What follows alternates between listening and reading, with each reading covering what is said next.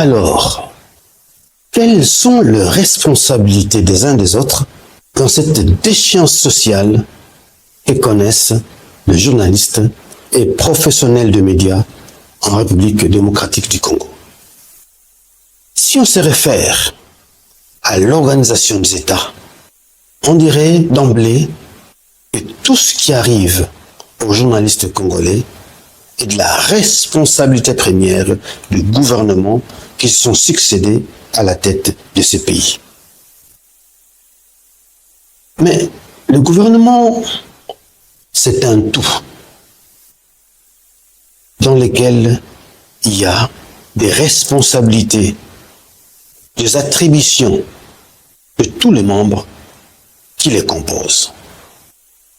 D'expérience, en tant qu'ancien directeur de cabinet ministériel, je dirais que le personnage clé d'un gouvernement, c'est les ministres. Et d'ailleurs, c'est pourquoi la réunion du gouvernement s'appelle les conseils des ministres.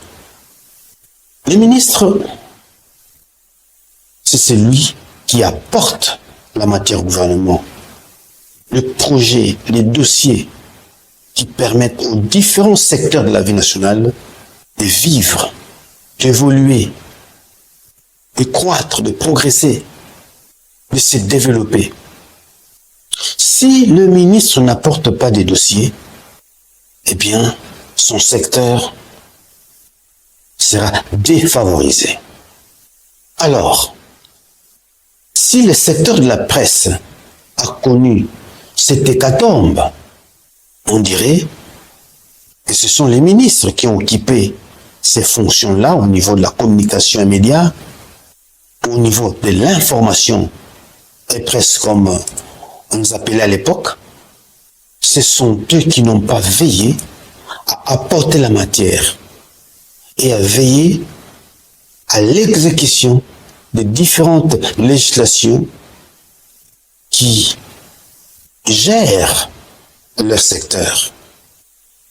Mais si le ministre est le personnage clé d'un gouvernement, au sein de son ministère, il y a aussi un personnage clé que nous appelons les conseillers du ministre.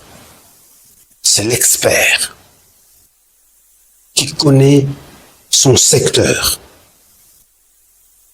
Il maîtrise les différentes législations qui couvrent ces secteurs-là. C'est en quelque sorte le chien de chasse du ministre.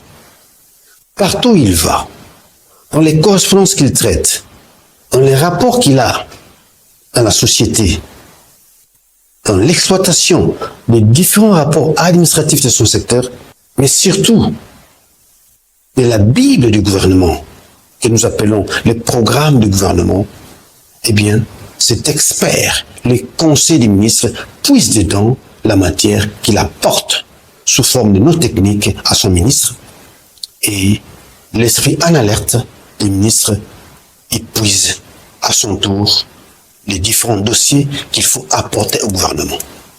Voilà pourquoi ne peut être conseiller du ministre n'importe qui. Parce que si le conseiller n'est pas à la hauteur de sa tâche, eh bien, le ministre peut manquer de la matière à apporter au gouvernement. Et faire comme ça 1 mois, 2 mois, sans apporter une seule fois des dossiers au niveau du gouvernement. Et là, c'est la République qui perd. Et dans les cas spécifiques, c'est les secteurs couverts par ces ministères qui perdent. Mais qui est-ce que nous nommons conseillers dans nos cabinets ministériels?